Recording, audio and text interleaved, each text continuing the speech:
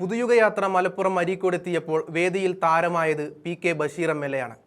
Mic എപ്പോഴെല്ലാം കയ്യിൽ കിട്ടുന്നുവോ അപ്പോഴെല്ലാം ഇടതുപക്ഷത്തിന് കണക്കിന് കൊടുക്കുന്ന പി.കെ. ബഷീർ പതിവ് തെറ്റിച്ചില്ല. അരീക്കോട് സംസാരിച്ചപ്പോഴും ബഷീർ പിണറായി വിജയനെയും LDFനെയും വലിച്ചു കീറി ഒട്ടിക്കുന്നുണ്ട്. ശബരിമലയിൽ അയ്യപ്പ സംഗമത്തിനെത്തിയപ്പോൾ മുഖ്യമന്ത്രി പിണറായിക്ക് ഉറങ്ങാൻ 1 ലക്ഷത്തിന്റെ കട്ടിൽ ഏർപ്പാടാക്കിയ ദേവസ്വം ബോർഡ് ജനങ്ങളുടെ പണമാണ് ദൂർത്തടിക്കുന്നത്. എന്നിട്ടും ഒരു ഉളുപ്പുമില്ലാതെ അതിനെ ന്യായീകരിക്കുന്ന കമ്മിക്കൂട്ടങ്ങൾ നാടിന് നാണക്കേടാണെന്നും ബഷീർ പറഞ്ഞു. 10 വർഷമായി നമ്മൾ ഇടതുപക്ഷത്തിനെ സഹിക്കുന്നു. ഇപ്പോൾ ആ ഭരണം ജനങ്ങളെ ബുദ്ധിമുട്ടിലാക്കുന്നതിൻ്റെ അങ്ങേയറ്റത്ത് എത്തിക്കഴിഞ്ഞു. അവരെ പുറത്താക്കുവാനുള്ള സമയമാണ് എത്തിയിരിക്കുന്നതെന്നും ബഷീർ ചൂണ്ടിക്കാട്ടുന്നുണ്ട്. VD സതീശനെ സഭയ്ക്കുള്ളിൽ അപമാനിച്ച 5 മന്ത്രിമാരുടെ നിലപാടിനെ ബഷീർ കണക്കിന് പരിഹസിക്കുന്നുണ്ട്. VD സതീശനെ ഒറ്റതിരിഞ്ഞ് ആക്രമിക്കാനാണ് CPM ശ്രമിക്കുന്നതെങ്കിൽ ആ വെള്ളം വാങ്ങിവെക്കണമെന്നും പ്രതിപക്ഷ നേതാവിന് പിന്നിൽ UDF ഒറ്റക്കെട്ടായി അണിനിരക്കുമെന്നും ബഷീർ പറയുന്നുണ്ട്. ഭൂരിപക്ഷ വർഗീയതയെ തുറന്നെതിർക്കുന്ന കേരളത്തിലെ ഏക നേതാവാണ് VD സതീശൻ. അതുകൊണ്ടാണ് സതീശനെ നിലപാടുകളുടെ രാജകുമാരൻ എന്ന് ജനം വിളിക്കുന്നതെന്നും P.K. ബഷീർ MLA പറയുന്നുണ്ട്. ആ പ്രസംഗം ചേർക്കുന്നുണ്ട്, കണ്ടു നോക്കാം. ഒരു കാര്യം നമുക്ക് ഉറപ്പായി, എല്ലാ ചാനലുകാരും ചോദിച്ചു കേരളത്തിൻ്റെ മുഖ്യമന്ത്രി ആരാണെന്ന്. അപ്പോൾ ആരോടെ ചോദിച്ചാൽ UDFനോട്. അപ്പോൾ ഒരു കാര്യം മനസ്സിലായി, കേരളത്തിൽ ഐക്യ ജനാധിപത്യ മുന്നണി അധികാരത്തിൽ വരുമെന്നുള്ളത് എല്ലാവരും ഉറപ്പിച്ചു. ബാക്കി കാര്യം ഞങ്ങൾ തീരുമാനിച്ചുകൊണ്ട്.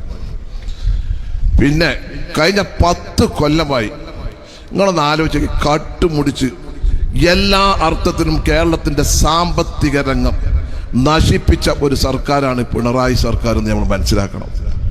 കമ്മ്യൂണിസ്റ്റാണ് പോയ കമ്മ്യൂണിസ്റ്റുകാരനാണോ? ഒരു ദിവസം പമ്പയിൽ പോയി ഗസ്റ്റ് ഹൗസ് കിടക്കാൻ മുഖ്യമന്ത്രിക്ക് കട്ടിലിന് വേണം 1,13,000 രൂപ. ഏത് കട്ടിലാണ് നിങ്ങൾ ആലോചിച്ച് നോക്കാൻ? ഒരു ദിവസത്തിന് കേരള ഗവൺമെൻറ് ഖജനാവിലെ പൈസയാണ്. ശബരിമല സ്വർണം മുഴുവൻ കട്ട് പിടിച്ചു. ആ കട്ട് പിടിച്ചതിന് ശേഷമാണ് അതിൻ്റെ കേട് തീർക്കാൻ വേണ്ടി അയ്യപ്പ സംഗമം നടത്തിയത്. ആ അയ്യപ്പ സംഗമത്തിനാണ് ഭജന പാട്ട് പാടാത്തവർക്ക് 8 ലക്ഷം രൂപ അതിൻ്റെ പേരിലും ബില്ല് ചെയ്തെടുത്ത്. എവിടുക്കാൽക്ക് പോകണം, അണ്ണാക്ക് തൊടാത്ത കണ്ട് വിഴിഞ്ഞല്ലേ. ഈ ഗവൺമെൻറ് മാറണ്ടേ? ഈ ഗവൺമെൻറ് ഇനി കേരളം ഭരിച്ചാലുണ്ടാവുന്ന ഒരു സ്ഥിതി നമ്മളൊന്ന് ആലോചിക്കണം. അതുകൊണ്ട് തന്നെയാണ് കേരളത്തിൻ്റെ പ്രതിപക്ഷ നേതാവ് VD സതീശൻ. നിങ്ങൾക്കറിയോ നമ്മുടെ പ്രതിപക്ഷ നേതാവിൻ്റെ കഴിഞ്ഞ നിയമസഭയിൽ നിങ്ങളൊന്ന് എല്ലാവരും മനസ്സിലാക്കണം.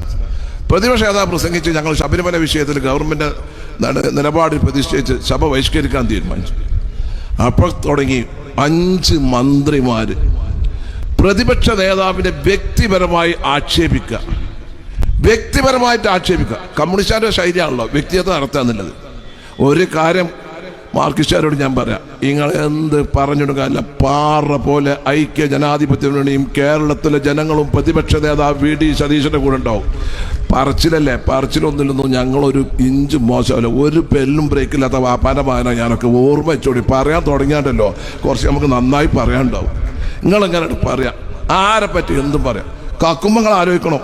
ഇല്ല കള്ളത്തിലൊക്കെ വിളിച്ചറിയാൻ തന്നെയാണ് കേരളത്തിലെ ഈ 19 മന്ത്രിമാരെ നോക്കാൻ വേണ്ടിയിട്ടാണ് അദ്ദേഹം പ്രതിപക്ഷ നേതാവായി ചെയ്തിട്ടുള്ളത്. നിങ്ങൾ ആദ്യം മനസ്സിലാക്കണം. അപ്പം നിങ്ങളുടെ പോരായ്മകളൊക്കെ പറയും. നമുക്ക് കഴിഞ്ഞ 10 കൊല്ലം എന്തെങ്കിലും നടന്നു കേരളത്തിലെ എല്ലാ രംഗങ്ങളും, അതൊക്കെ വളരെ വിശദമായി തന്നെ പ്രതിപക്ഷ നേതാവ് പറയും. എല്ലാ കാര്യങ്ങളെപ്പറ്റി വ്യക്തമായ കാഴ്ചപ്പാടുള്ള, വ്യക്തമായ ഒരു ധാരണയുള്ള, കേരളത്തെ പുതിയ തലമുറയെ എങ്ങോട്ട് കൊണ്ടുപോകണം, ഈ നാടിനെ എങ്ങോട്ട് കൊണ്ടുപോകണമെന്നുള്ള എല്ലാ കാര്യത്തിലും ഒരു വിഷനുള്ള ഒരു നേതാവാണ് നമ്മുടെ ബഹുമാന്യായ പ്രതിപക്ഷ നേതാവ് VD സതീശൻ അവരുകളെന്ന് നമ്മളെല്ലാവരും മനസ്സിലാക്കണം. VDയെ പറ്റി നമുക്കെല്ലാവർക്കും അറിയാം. അദ്ദേഹം 5 ടേമായി MLA, പ്രതിപക്ഷ നേതാവായി. 2006 VS അച്യുതാനന്ദൻ്റെ ഗവൺമെൻറ് കാലഘട്ടത്തിൽ ലോട്ടറി കുംഭകോണം സമൂഹത്തിൻ്റെ മുമ്പിൽ കൊണ്ടുവന്ന് അന്ന് ഐക്യ ജനാധിപത്യ മുന്നണിക്ക് 2011 അധികാരത്തിലേക്ക് വരാനുള്ള വഴിയൊരുക്കിയതിൽ ഏറ്റവും വലിയൊരു പങ്ക് വഹിച്ച അന്ന് അദ്ദേഹത്തിൻ്റെ നിയമസഭയിലെ ശക്തമായ ഇടപെടലും ഭരണപക്ഷത്തെ പ്രതിരോധത്തിലാക്കിയ അദ്ദേഹത്തിൻ്റെ ധീരമായ നടപടികളുമാണ് 2011 ഐക്യ ജനാധിപത്യ മുന്നണി ശ്രീ ഉമ്മൻചാണ്ടിയുടെ നേതൃത്വത്തിൽ കേരളത്തിൽ അധികാരത്തിലേക്ക് വരാനുള്ള ഒരു വഴി തെളിയിച്ചത്. ആ പ്രതിപക്ഷ VD സതീശൻ അവരുകളാണ് ഇന്ന് കഴിഞ്ഞ 5 കൊല്ലമായി കേരളത്തിൻ്റെ പ്രതിപക്ഷ നേതാവായി ഇന്ന് നമ്മുടെ കൂടെ ഉള്ളത്. അദ്ദേഹം ഏത് കാര്യത്തിലും കാഴ്ചപ്പാട് കോൺഗ്രസിലും അതുപോലെ തന്നെ മുസ്ലിം ലീഗിനും RSM ഘടകകക്ഷികൾക്കൊക്കെ സ്വീകാര്യമായത്. അദ്ദേഹത്തിൻ്റെ ഒരു കാര്യം നമുക്ക് നിലപാടുകളുടെ രാജകുമാരെന്ന് വെറുതെ പറയല്ല, ഭൂരിപക്ഷ വർഗീയതയെയും ന്യൂനപക്ഷ വർഗീയതയെയും ഒരുപോലെ എതിർക്കുന്ന ഒരു രാഷ്ട്രീയ നേതാവ് ഇന്ന് കേരളത്തിലുണ്ടെങ്കിൽ അത് ബഹുമാനായ പ്രിയപ്പെട്ട VD ആണെന്ന് പറയാൻ എനിക്ക് അഭിമാനമുണ്ട് എന്നാണ് എനിക്ക് പറയുന്നത്. പലരും പല അടുത്ത് പോയിക്കാണ്ട് അമ്മായി ആയാലല്ലേ, താളിച്ചലല്ലേ? താളിച്ചില്ലല്ലോ, എല്ലാത്തിനും ഒരു നിലപാടെടുത്തല്ലോ. അങ്ങനെ നിലപാടെടുക്കുന്ന ഒരു രാഷ്ട്രീയ നേതാവ് കേരളത്തിൽ വേറെ ആരെങ്കിലും ഉണ്ടോ?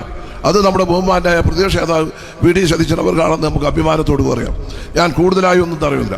നട്ടുച്ചക്ക് വെള്ളിയാഴ്ച ഉച്ചക്ക് 2:30 മണിക്ക് തന്നെ ഐക്യ ജനാധിപത്യത്തിലൂടെയും അതുപോലെ തന്നെ കേരളത്തെ സ്നേഹിക്കുന്നവരൊക്കെ ഇവിടെ എത്തിയിട്ടുണ്ട്. നിങ്ങളെയൊക്കെ ഐക്യ ജനാധിപത്യത്തിന് വേണ്ടി നിങ്ങളുടെ നിയോജക മണ്ഡലത്തിലെ ജനപ്രതിനിധി നിലക്ക് നിങ്ങളോട് എല്ലാവരോടുള്ള നന്ദി രേഖപ്പെടുത്തിക്കൊണ്ട് ഈ പരിപാടിക്ക് എല്ലാവിധ അഭിവാദ്യങ്ങൾ അർപ്പിച്ചുകൊണ്ട് ഞാൻ എൻ്റെ വാക്കുകൾ അവസാനിപ്പിക്കുന്നു. നന്ദി. ജയ്.